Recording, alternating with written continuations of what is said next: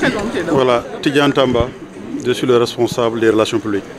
wolof mu mel ni tey génn nañ ci benn visite loolu xool aéroport bi naka lay doxee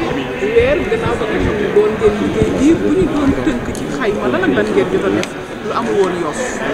waaw jërëjëf comme ni ngeen ko waxee rek aéroport bi ñu bëri ñu ko xamoon si ay fan de construction la tolloon mais ginnaaw bu ñu ko ubbee nag am na ay installation yu bëri ñu fa def différence bi ak Yoff nag dina bëri trop. parce que bu ñu xoolee côté technique déjà piste bi bu ñu xoolee bu fi nekk moo ëpp bu nekk bu Yoff te fii tamit am na ay mécanismes yi nga xam ne comme ay passerelle daanaka passager bi bu jógee si avion pour mu ñëw si li nga xam te ne mooy suñu terminal bi am loolu Yoff fii tamit am na mais boo xool tamit yaatuwaay bi ak rëyaay aéroport bi tamit fii foog naa aéroport international Blaise Diagne la gën a ëpp doole donc si diggante lu nga xam te moo di innovation bi tamit bëri na trop parce que tey ñu def aéroport Yoff tey nga def aéroport international Blaise Diagne tey rek si hall passager bi public bi am loolu Yoff te fii daanaka am na te nekk na li nga xam te ne lu rëy la te côté tamit yaatuwaay bi aéroport international Blaise Diagne si 4200 hectares la toog lu rëy la si biir aérogare bi fii rek bu ñu nekk rek si 32000 mètres carrés lañ toll kon loolu boo xoolee si schéma yooyu mbirum technique bi rek ak mbirum confort bi nekk na li nga xam te ne lu wuute la tey ñu def Yoff boo xoolee tey hall bi ak lépp li nga xam te ne moo di ay agence de voyage fi nekk daanaka boo xoolee Yoff agence yi bëri si biir capitale bi Dakar la ñu installé woon agence yi nekkoon si biir aéroport bi fan bëriwul loolu noonu mais fii boo xoolee bëri na ay agence aéroportuaire yu fi nekk te bëri na ay banques yi nga xam te ne ñu ngi fii tey te nekkul ñoon Yoff bëri na ay gap yi nga xam te ne gap bancaire yi nga xam te ne ñu ngi fii tey nekkul ñoon Yoff restaurant yi nga xam te ne am nañ ko fii tamit foog naa tey boo xoolee si hall public bi Seco mu ngi nii installé wu boo duggee déjà si biir aérogare bi si embarquement bi am na li nga xam te ne lu ëpp juróom point de restauration yi fa nekk ak benn duty free bi nga xamante ni passager bi da koy traverser pour mu dem ci avion bi loolu ay innovation yu rëy la je pense que chance la ci Sénégal d'abord puisque bu ñu jógee déjà ci Yoff pour ñëw Dakar c'est que dafa am lu nga xamante ni dafa changer en plus sinon yaakaar naa ni jaraloon ñuy jógee Dakar ñëw fii ci Thiès pour installer wu innovation yi bëri na lu ñu ci yokk bëri na loolu yëpp pour que passager bi tey mu war a nekk ci confort bu am solo pour buy voyager ak buy ñibbisi. lu am solo la puisque boo xoolee bilan bu ñu am ci benn weer rek ni ki 7 décembre 2017 ba 7 janvier 2018 lu rëy la ci passagers rek ëpp na lu ëpp 163 000 passagers boo xoolee ci statistique ci comparatif yi rek bu ñu ko xaymaa lu xewoon ci Yoff ci 2016 ñun ëpp nañ ko lu bëri. mais loolu c'est normal parce que aéroport bu bees la am na compagnie yu bees ci yokk ni ki Camerco bi nga xam ne tëjoon nañ ko léegi ubbi na fii te bëri na tamit ay compagnie aériennes yu bëri nga xam te ne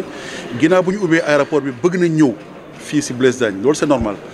mais bu ñu jógee ci passagers yi ci mouvement de vol yi ñu ngi toll ci lu ëpp presque 1000 mouvements de vol daanaka avion yuy wàcc ak di yéeg loolu tamit lu am solo la ci un mois bi la bu am solo la ñu bëri dañu naan am nañu problème fret mais boo xoolee tey am nañu fii ci aéroport Blaise Diagne lu ëpp 2 millions de kilogrammes de bagages traités daanaka plus de 2000 tonnes de bagages traités xam nga loolu ci statistique lu am solo la mais bu ñu demee ci njaay bi rek tey Lagardère bi nga xam te ne moom moo am boutique mi ci côté bële bu ñu leen nee rek jaay am nañu plus de 27 000 clients ci benn weer bëri na plus de 67 000 articles vendus ci benn weer bëri na friandiserie ji nit ñi lu ñu xawal li wër bonbon ëpp nañ plus de 1 tonne 500 de friandiserie vendues en un mois loolu am solo la loolu bu ñu ko yokkee tamit ci kérosène bi SMCAD yi joxe na lu ëpp tey plus de 11 millions de litres de kérosène xam nga loolu ay statistiques yu am solo la tey ci li nga xamante ni aéroport international Blaise Diagne moo ko capitalisé ci performance mais loolu ci benn weer la ngi yaakaar ni rek la ak lépp lu ñu fi def tey mun nañu am ay chiffres yu gën a am solo ni ki 1 an bu ñu defee ci bilan. wàllu RSE bi nga ñëw ci parce que ne ngeen doo leen seetaan ñi ngeen leen rek c'est important puisque structure bu mel nii boo ko tegee ci benn fànn ci benn région ci benn département ci benn commune il faut nga leen di gëstu puisque tey aéroport xam nañ ni mu demee flux financier bi day bëri mais population yi fa nekk tey ci mbirum njàng ci mbirum santé ci mbirum wér-gu-yaram ci mbirum environnement ñun am nañ projet bu am solo ci RSE ba nga xam te ne suñ directeur général Xavier Marie moom moo ñu jox ndigal boobu pour que tey lépp lu ñuy capitaliser ci mbirum ressources financières tey ñëpp ñu ñuy wër directement daanaka globalement région de Thiès mais commune de Kër Moussa ak commune de Diass population yi mun ci dund tuuti loolu c'est important et puis lépp li nga xam te moo di ay recrutement la tey boo xoolee xoolee ay xale yu bëri dañuy doon jóge Dakar pour ñoo liggéey si mais directeur général dafa ne non am na ay liggéey xam ne bu dee amul qualification il faut nga jëlee ko si li nga xam te ne moo di Kër Moussa Diass ak yeneen gox yi xam te ne ñoo ko wër mais loolu boo xoolee si responsabilité société d'entreprise la bokk te ñun tey aéroport international Blaise Diagne loolu li nga xam te ne ay instructions fermes la ñuy am si directeur général te ñu ngi ciy wéy. juste mën nga leeral ne dalal xelu sénégalais yëpp que coow yi ñu fi déggoon donc peut-être ci ndorteel ak yooyu léegi tout est ok. c'est normal xam ngeen lu bees faamu ànd ak